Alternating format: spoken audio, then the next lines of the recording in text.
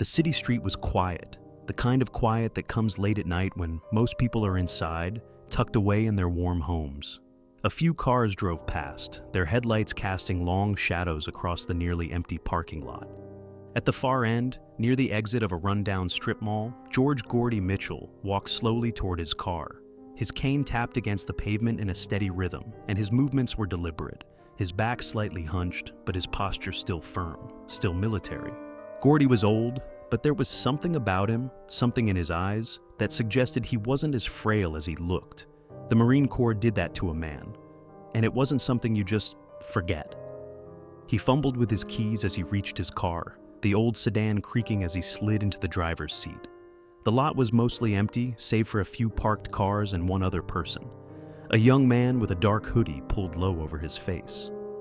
The man, Big Ray Jackson, was lurking near the corner, pacing back and forth, eyeing Gordy's car like a predator. Ray's eyes narrowed as he watched Gordy, a smirk pulling at the corner of his lips. The old man was perfect prey, weak and vulnerable. At least, that's what Ray thought. Ray took a deep breath and pushed off from the wall, stepping toward Gordy. His boots slapped the pavement, his confidence loud, his swagger evident. "Hey, old man," Ray called out, his voice cutting through the silence. "You lost or something?" Gordy didn't flinch.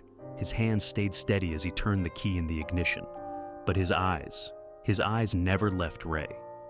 Ray took another step forward, now just a few feet from Gordy. He dropped his voice, a low growl now, as if trying to intimidate. "You looking for trouble? 'Cause I'm happy to oblige." Gordy's expression remained unchanged, calm, almost apathetic. But there was a sharpness in his gaze, something that said this was not his first rodeo. "Son, you're making a mistake," Gordy said slowly, his voice quiet but carrying weight. Ray smirked, his eyes flashing with disdain. "Mistake? Nah, the only mistake here is you thinking you're gonna walk away from this." Ray stepped in closer, pushing his chest toward Gordy, the arrogance in his stance clear. His hand dropped to his side, brushing against the concealed knife in his pocket. Gordy watched him carefully, his fingers twitching, but his expression stayed neutral. "What's the plan, huh? You gonna beg me for mercy when you realize you messed with the wrong guy?" Ray laughed, waiting for the moment Gordy would look scared. Gordy's response? A small smile, just a flicker of something beneath the surface, something dangerous. "No, kid, I'm gonna teach you a lesson." And before Ray could react, Gordy moved. Ray's smirk faltered for a moment as he saw the calm in Gordy's eyes. But it was too late. Ray lunged forward, his hand darting for the knife hidden in his pocket. Gordy didn't even flinch. He was already moving, his cane rising in a sharp, controlled arc. Ray barely had time to process what was happening before the cane snapped into his wrist, knocking the knife out of his hand and sending it skittering across the asphalt. Ray yelled in surprise, his balance disrupted as he staggered back, trying to recover. But Gordy didn't stop. With the speed of someone who had been trained in life-or-death situations, Gordy stepped inside Ray's defense. His free hand shot out, grabbing Ray's wrist with ironclad precision, twisting it just enough to send a sharp pain through Ray's arm. Ray grunted, his breath hitching in pain, but he couldn't break free. The old man's grip was like steel. "What the hell, man?" Ray hissed, his voice shaking with panic. "You're just an old man." Gordy's voice was calm, almost casual. "I'm not just anything, son. I'm someone who's seen men like you before." Ray threw a wild punch, desperate to land something, but Gordy ducked underneath it effortlessly, his movements fluid and controlled. With a swift motion, Gordy shifted his weight, bringing Ray's body off balance. In one motion, he drove his knee into Ray's midsection, knocking the wind out of him. Ray's breath caught, and before he could recover, Gordy shoved him backward, sending him crashing into a nearby car door. Ray was dazed, struggling to regain his footing, but it was clear to everyone in the parking lot that the fight was over. He tried to scramble to his feet, but Gordy was already on him, his cane now hooked around Ray's leg, tripping him back to the ground. Ray's body hit the pavement with a thud, and he lay there for a moment, stunned. "You should have kept walking, kid," Gordy muttered, his voice low but firm. Ray stayed down, his chest rising and falling with ragged breaths. He tried to move, but it was clear he was out of his depth. Gordy knelt down, applying just enough pressure on Ray's shoulder to keep him pinned to the ground. His voice was steady as he spoke, almost pitying. "You attacked the wrong man. The difference between you and me is, I've learned to survive. You're still figuring it out." Ray looked up at him, his face flushed with embarrassment. The fear was evident now, and there was no arrogance left in his eyes. Gordy never broke a sweat. He didn't need to. He knew how to end it in seconds, because he had spent a lifetime learning how. As Ray finally surrendered, his hands raised in defeat, Gordy took out his phone and called the authorities. "This kid needs to be taught a different lesson," he said quietly into the phone. Ray lay on the cold pavement, his pride shattered, his body pinned by the steady pressure of Gordy's hand on his shoulder. His chest rose and fell rapidly, still struggling to catch his breath, as the harsh reality of his situation set in.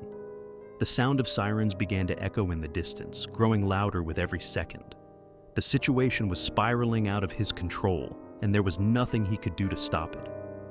"You're done, kid," Gordy muttered, his voice low and steady, almost regretful. "This is what happens when you pick a fight with the wrong person." Ray's eyes darted around, trying to find an escape, but it was clear.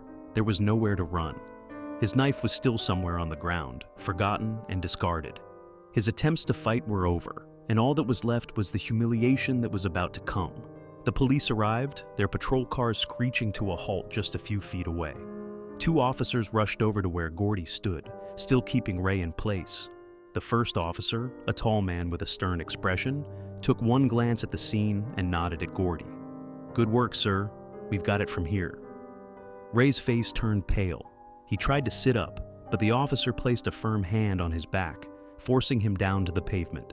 "Stay put," the officer ordered. "You're under arrest for assault and attempted robbery." Ray, now shaking with both fear and frustration, looked up at the officer. "This isn't how it looks. He attacked me." His voice cracked with panic. The officer shook his head, glancing at Gordy. "I think the story's a bit different. You see, sir," he said, addressing Gordy with a tone of respect. "We've had a few complaints about you. Seems like this young man picked the wrong person to mess with." Ray's anger boiled for a moment, but it was nothing compared to the sense of helplessness that consumed him. He had been outsmarted, outmaneuvered by a man he had assumed to be weak, and now he was facing the consequences. The second officer stepped forward, pulling handcuffs from his belt, and slapped them onto Ray's wrists. "Anything you say can and will be used against you," the officer said, as Ray was lifted to his feet, his face flushed with defeat. The crowd that had been silently watching from a distance now began to speak, murmurs of disbelief and admiration for Gordy filling the air. "Man, that was fast," one onlooker muttered. "Old guy's still got it." Another chuckled, shaking his head. He didn't even break a sweat. As Ray was led to the patrol car, his steps slow and heavy, he looked up at Gordy one last time. The old man was unshaken, his gaze steady, and his posture as strong as ever. Ray's pride was gone, and in its place was the realization that he had been completely outclassed by the very thing he had tried to mock. Gordy, on the other hand, simply watched him go, unbothered. His role was done. "Don't pick on people who've been through real wars, kid," Gordy called out as Ray was pushed into the back of the patrol car. "They've learned how to survive." The story spread quickly through the neighborhood, and the video footage made its way online.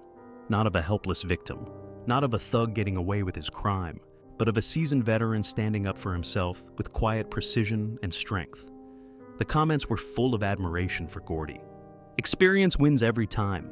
Respect to that man. No one messes with a veteran. Old dogs still know how to bite. And just like that, the story wasn't about a mugger anymore. It was about a man who had survived real battles, showing the world what real strength looks like.